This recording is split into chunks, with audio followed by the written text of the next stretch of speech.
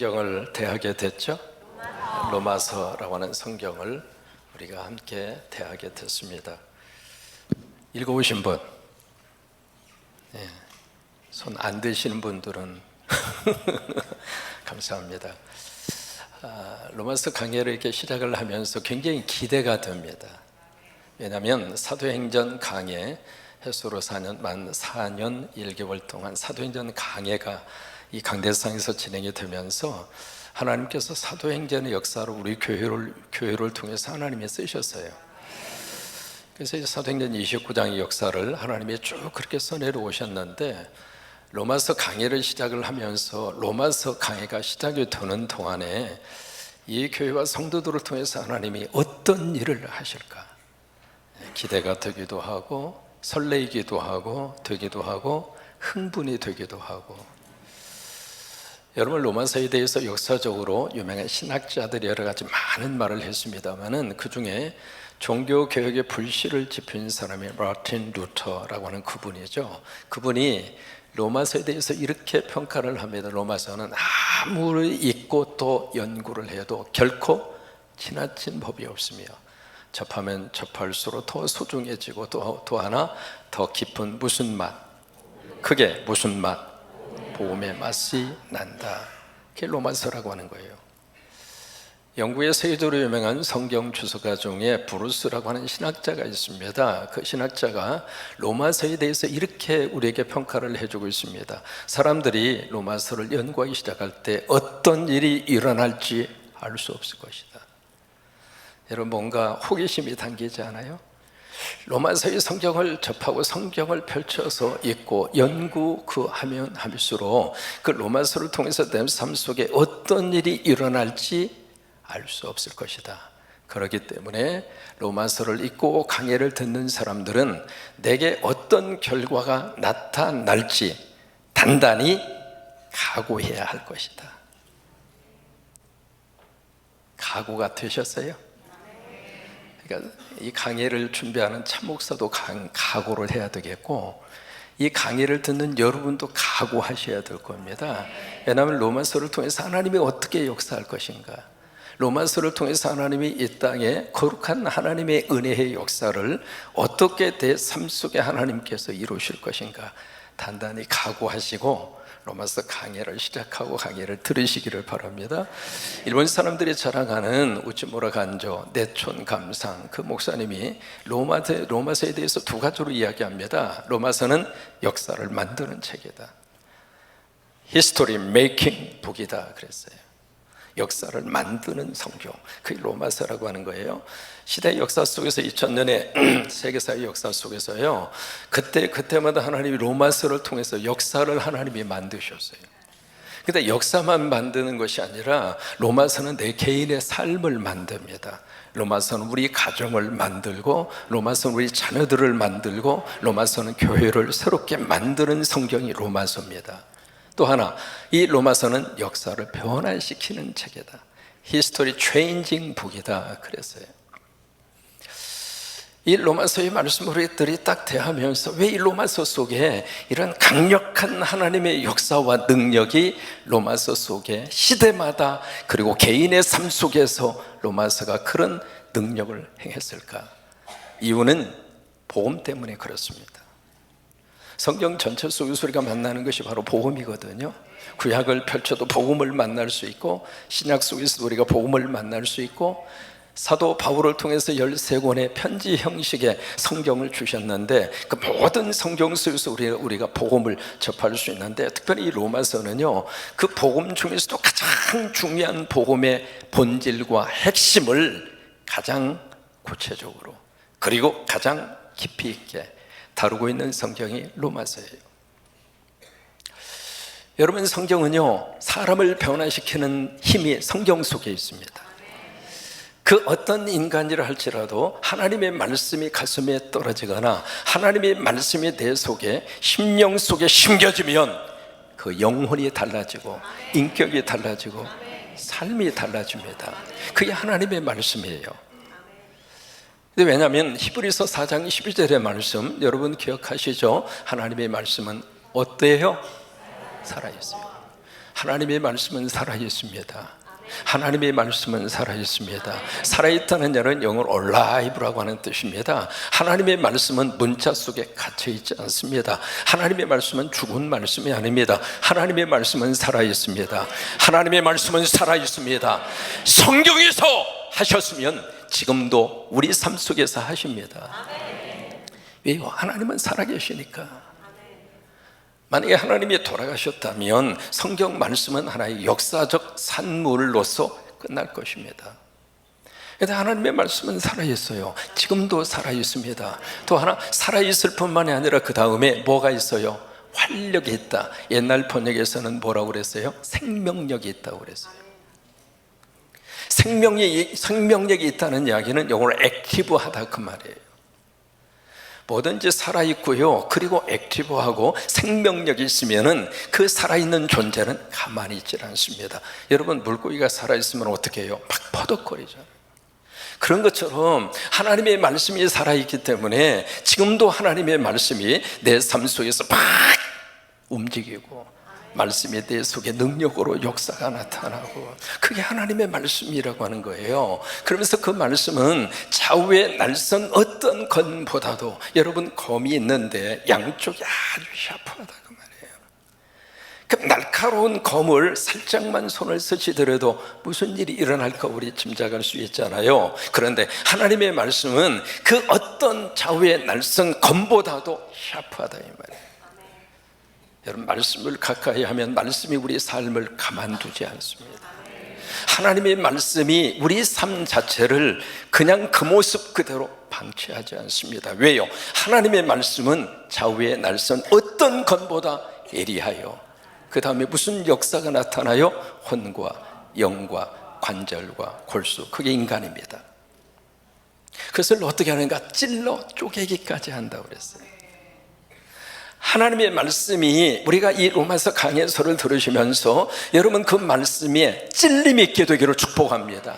여러분, 말씀을 통해서 위로를 받고, 말씀을 통해서 뭔가 격려를 받으시고, 말씀을 통해서 우리가 희망을 가지고, 좋아요. 그런데 이 로마서 강해의 말씀을 들을 때에는 여러분 찔림이 있어야 축복합니다. 어디까지 하나님 우리를 찌르시기를 원하는가? 내 마음과 생각까지, 심령의 골수까지. 여러분, 말씀이 나를 찌를 때 병마가 떠나가게 되고, 말씀이 나를 찌를 때 나를 두르고 있는 죄악이 깨져나가게 되고, 말씀이 나를 찌를 때 내 삶의 변화의 역사가 나타나는 거예요. 근데 모든 성경이 그런 하나님의 말씀인데, 그 중에서 로마서가 특별히 더 강력한 하나님의 말씀의 권능과 능력이 있어요. 왜 그럴까? 로마서 속에 복음이 있어요. 이 로마서라는 성경을 누가 썼는가? 바울, 성령님이 바울을 통해서 쓰셨습니다. 그러면 이 로마서 성경을 바울이 왜 썼을까? 로마에 있는 성도들에게 보낸 편지거든요. 왜 이 편지를 보냈을까? 이유가 있습니다. 이 로마서라고 하는 성경을 쓴 장소가 고린도라고 하는 장소입니다.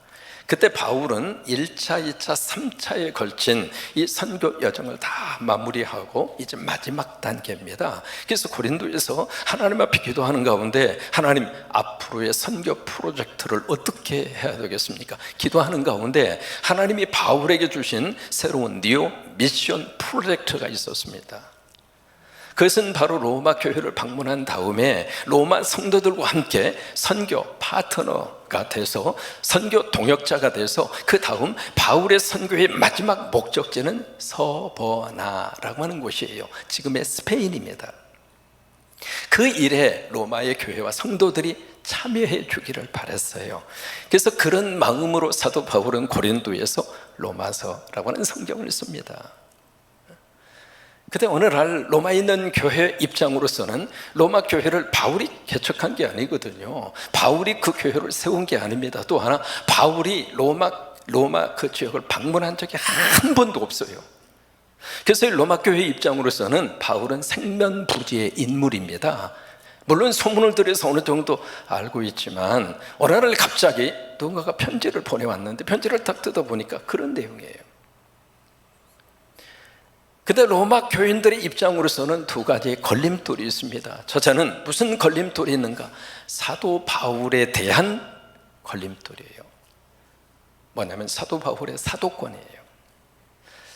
이 바울이 사역을 하면서 계속 힘들었던 것 중에 하나가 그 사도권 문제였습니다.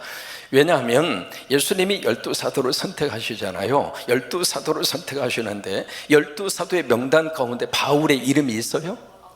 없어요. 또 하나, 이 사도가 될 수 있는 조건 가운데 가장 중요한 조건이 부활하신 예수님을 직접 눈으로 봐야 돼요. 그리고 증거하는 사람이어야 하는데 예수님 부활할 때 바울이 있었어요? 그 자리에? 없었단 말이에요. 그래서 이 사도권 문제가 바울에게 있어서는 계속 이렇게 따라오는 꼬리표처럼, 특별히 그 문제가 부각이 된 교회가 고린도 교회고 또 하나 갈라디아 교회입니다.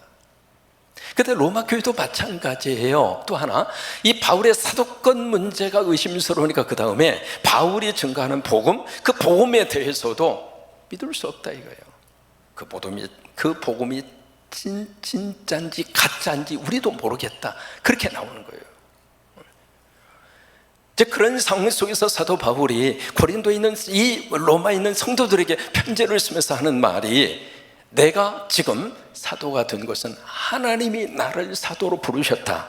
그 말씀을 하시면서 두 번째로, 내가 지금 증거하는 복음이 바로 이거다.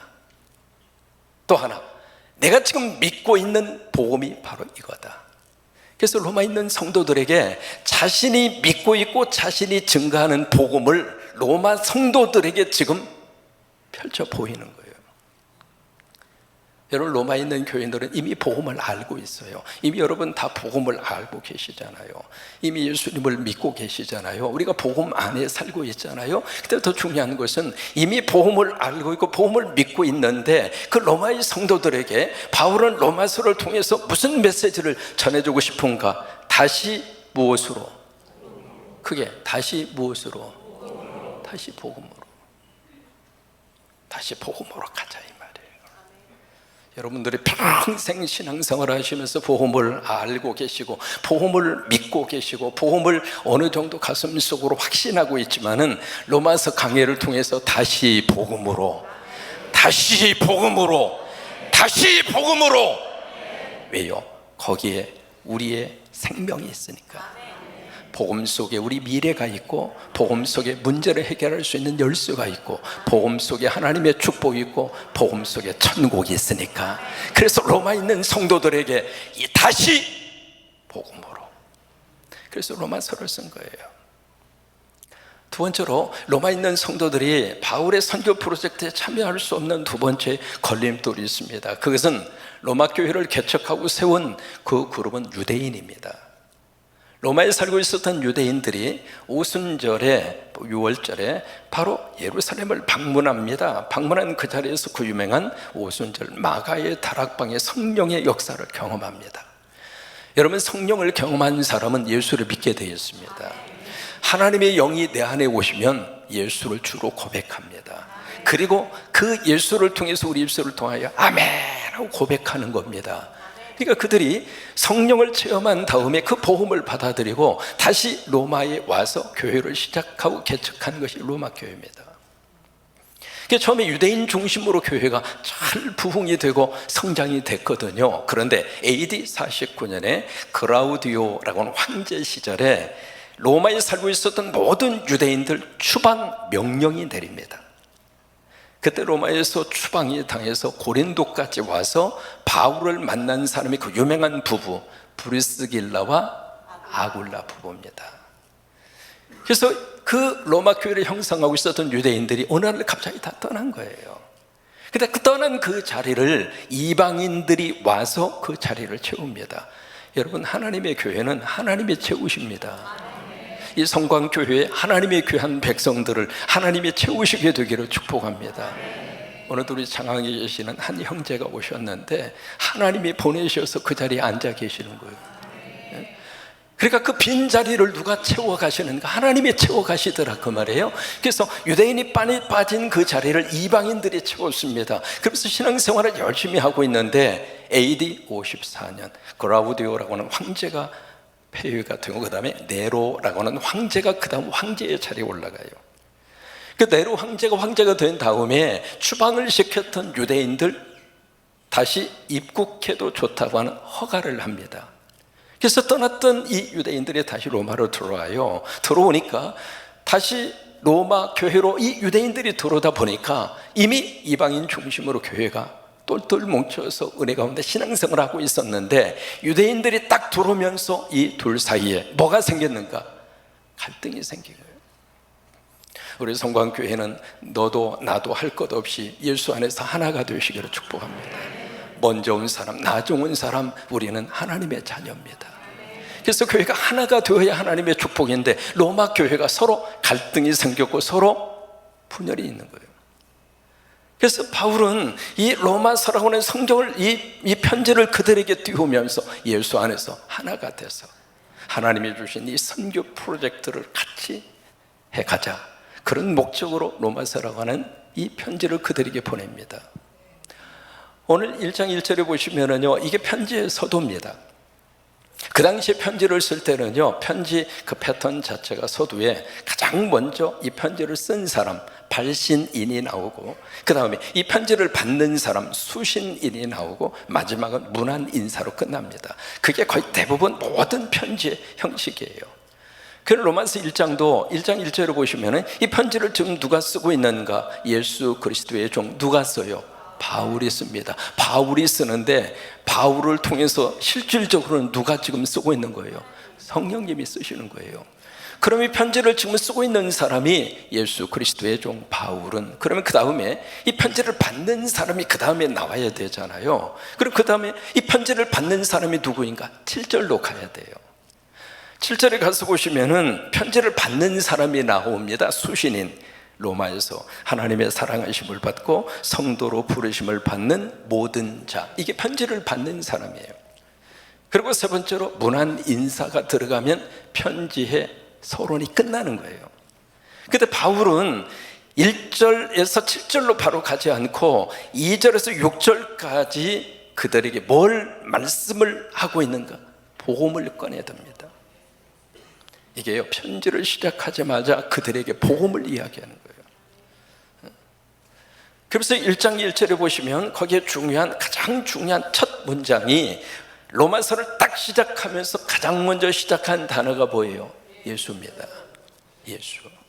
예수로 시작합니다.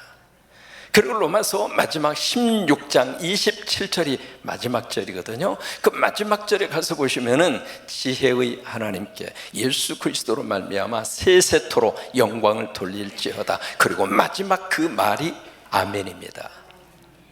로마서는 예수로 시작해서 아멘으로 끝납니다. 여러분, 예배는 예수로 시작해서 아멘으로 끝나는 게 예배입니다. 우리 삶도 마찬가지예요. 하루의 삶을 예수로 시작하시고 저녁에 주무실 때 아멘으로 주무시고, 일주일도 오늘 예배를 통해서 예수로 시작하고 마지막 토요일은 아멘으로 끝나고, 이게 바로 우리 삶의 축복이에요. 그러니까 로마 사람은 이 성경을 열어갈 때 예수라고 하는 그 이름으로 로마서를 쫙 펼치면서 마지막은 아멘이라 이 말이에요. 우리들이 이 땅에서요, 마지막으로 꼭 고백할 수 있는 단어 하나를 우리가 꼽으라면 그 단어는 아멘입니다. 제가 지금도 잊지 못하는 할머니 한 분, 미국에 살고 있는 따님 집에 할머니가 오셨어요. 한국 사람이 얼마나 부지런한지 말이죠. 조그마한 집 옆에, 아파트 옆에 조그마한 땅이 있는데 그 땅에다가 고추 심고 오이 심고 상추 심고, 한국 사람은요 어디다 갖다 놓아도 안 굶어요. 다 심어서. 그 한국에서 씨앗 가지고 와서 이렇게 심어가지고, 참 내 지금도 가슴 뭉클한 게 뭐 이렇게 호박을 하나 가지고 오셨어요. 이게 뭐예요? 그랬더니 목사님 첫 수확이에요. 여러분, 이 호박 가져오라 그 말이 아니에요. 그렇게 순박하게 신앙생활 하시던 할머니인데, 이번에 이제 다운타운의 병원에서 마지막 호흡이 가쁘게 쉬신다는 이야기를 듣고 임종 예배 때만에 갔어요. 가서 딱 이렇게 보니까 가실 것 같아요. 그래서 같이 찬송하고 마지막 임종 예배를 드리고 이제 거의 가시기 직전입니다. 제가 하도 그런 경우를 봐서 딱 가서 만져보면 조금 감이 와요. 그래서 이제 준비하시라고. 그래서 의식이 다 거의 다 가시는 상태인데 갑자기 누워 계시던 이 할머니가 벌떡 일어나시더니 아멘 그래요. 놀래지도 않네. 다시 올게요. 지금 가시는 분이에요. 의식도 없고 아무것도 없어요. 그 분이 갑자기 팍 하고 일어나더니 아멘 하고 다시 누우셔서 아직까지 안 일어났어요. 마지막 보내드리면서 설교 제목이 아멘이었습니다. 그렇구나, 우리가 아멘하고 천국 가는구나. 하나님이 나 불러주셔서 하나님의 자녀 삼아주시고 예수 믿음 안에서 구원받아 나 천국 갑니다. 아멘. 제 지금도 잊지를 못합니다. 로마서가 그거예요. 예수를 시작해서 아멘으로 끝나는 성경이 로마서예요. 그 다음에 누가 나오냐면 바울이 나옵니다. 바울. 그래서 이렇게 바울이라고 하는 이름이 딱 나오면서 왜 바울로 소개를 했을까? 여러분, 바울에게는 이름이 또 하나 있습니다. 사자로 시작하는 이름이 또 하나 있어요. 사울. 우리 그렇게 이해하잖아요. 사울이었던 사람이 그 뜻이 위대하고 큰 자라고 하는 뜻이거든요. 바울이라고 하는 뜻은 작은 자, 겸손한 자, 그런 뜻을 가지고 있으니까 사울로 살던 사람이 예수 믿고 은혜 받고 겸손해져서 바울이 됐다. 여러분 그렇게 생각하시죠? 아멘 하시면 안 됩니다. 맞을 수도 있지만 꼭 맞는 게 아닙니다. 사도행전 13장 6절에 보시면은요, 사울이라고 하는 바울 이름을 같이 써요. 사울이라고 하는 이름의 뜻은 유대식 이름이에요. 바울이라고 하는 이름의 뜻은 로마식 이름이에요. 그래서 유대인들 대상으로 할 때는 사울로 썼고 이방인 대상으로 할 때는 바울로 이름을 쓴 거예요. 제가 한국에서 목회를 할 때 제 이름이 차상영이잖아요. 그죠? 뭐 아는 걸 물어봅니까 그러는데, 어제 유치부 여름 성경학교 할 때 교육위원장님 이종원 장로님이 물었어요. 목사님 이름을 아느냐고. 그랬더니 한 학생이 저요 그러는 거예요. 그러면서 차상영 목사님, 그 딸이 문 목사님 딸이요. 거기다 임자까지 붙여가지고 하니까 얼마나 감사한지. 제가 한국 사람들 대상으로 해서 목회할 때는 차상영 목사로 제가 소개를 하잖아요. 그러면 미국 사람들 대상으로 제가 목회할 때는 제 이름을 뭐라고 소개할까요? 데이빗이에요. 그거하고 똑같은 거예요. 그래서 이게 바울은 자기의 정체성을 두 가지로 오늘 1절에서 밝히고 있습니다. 바울의 정체성, 첫째는 바로 뭐예요? 예수 그리스도의 누구라고 그래요? 종이다. 두 번째는 뭘로 부르심을 받았어요? 사도로 부르심을 받았다. 이게 사도 바울의 정체성입니다. 나는 예수의 종이다. 나는 예수의 심부름꾼이다. 나는 예수의 사도다. 이 사도 바울이 정체성 속에 이 편지를 내가 지금 쓰고 있는데 내가 쓰는 것이 아니다. 나는 종이다. 주인이 시키는 대로 쓰고 있는 것뿐이다. 내 주인은 예수님이다. 그리고 나는 그 예수님의 심부름꾼이다. 나는 그 예수님의 심부름꾼으로 내가 부르심을 받았다. 이게 사도 바울의 정체성이에요.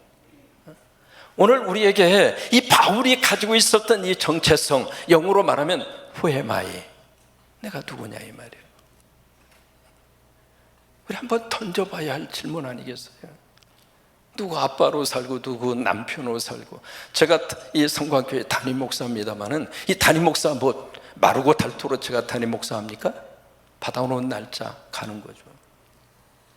내가 현재 가지고 있는 나라고 하는 그 정체성 속에 붙어있는 수식어는 영어로 말하면 템포러리예요. 임시예요. 다 떨어져 나가요. 그렇다면 한 번 정도 나 스스로에게 한 번 심각하게 던져봐야 할 질문이 있습니다. 도대체 난 누구냐? 회마에 난 누구냐? 바울은 자신의 정체성에 대해서 이중적인 정체성을 그들에게 밝히고 있습니다. 나는 예수의 종이다. 나는 마귀의 종도 아니고 악한 영의 종도 아니고 난 예수에게 매이는 예수의 종이다. 난 예수의 노예다.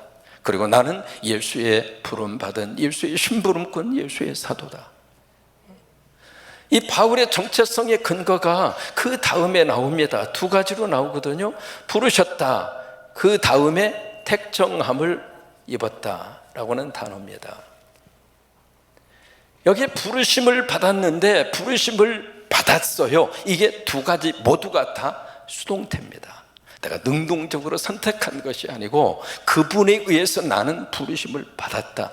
근데 1절에 보시면은요, 예수 그리스도의 종 바울은 그 다음에 사도로 부르심을 받는데 그 앞에다가 하나 써 넣으셔야 돼요. 하나님의 부르심. 다른 사람이 부른 게 아닙니다. 하나님이 부르셨다. 여러분, 이것이 바로 콜링, 소명이에요. 그러니까 하나님이 나를 부르셨다, 하나님이 나를 택하셨다, 하나님이 나를 복음을 위해서 나를 구별해 놓으셨다. 바로 이것이 사도 바울이 가지고 있는 이 두 가지 정체성의 근거입니다. 오늘 하나님이 나를 부르셔서 내가 하나님의 자녀가 됐습니다.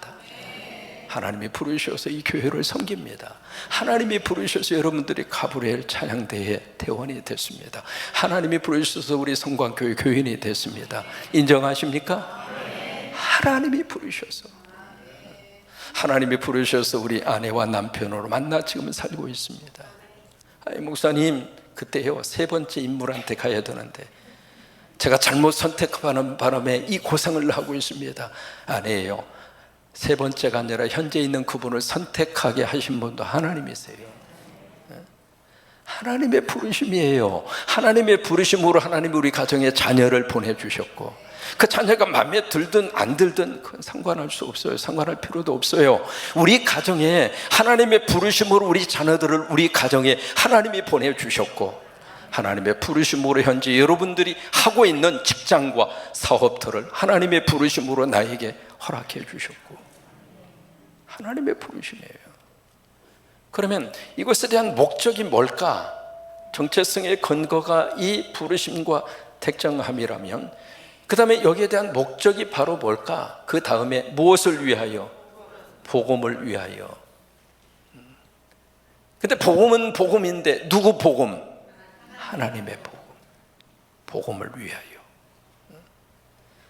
결국 1장 1절에서 사도 바울은 성령의 감동으로 로마의 성도들에게 편지를 쓰면서 가장 먼저 인사하기 전에 복음을 이야기합니다. 왜요? 다시 복음으로 돌아가자. 여러분들이 신앙생활을 얼마나 하셨던지 그걸 묻고 있는 게 아닙니다. 하나님의 이 시간, 이 로마서 강해를 통해서 다시 복음으로, 다시 복음으로. 그래서 참 이 로마서 강해를 준비하고 이 강해를 앞으로 해가면서 너무 기대가 되고 설레이기도 하고. 여러분, 두 가지 기도하셨으면 좋겠어요. 첫째로 이 로마서 강해, 오늘 첫 번째 시간이죠. 로마서 강해 마지막 시간까지 하나님, 젊은이들의 표현대로 말하면 직강입니다. 직접 와서 강의 설교를 듣는 거, 그 직관 또는 직강이라고 그러는데, 하나님, 내가 그렇게 할 수 있도록 도와달라고. 여러분, 꼭 그렇게 기도하시기 바랍니다.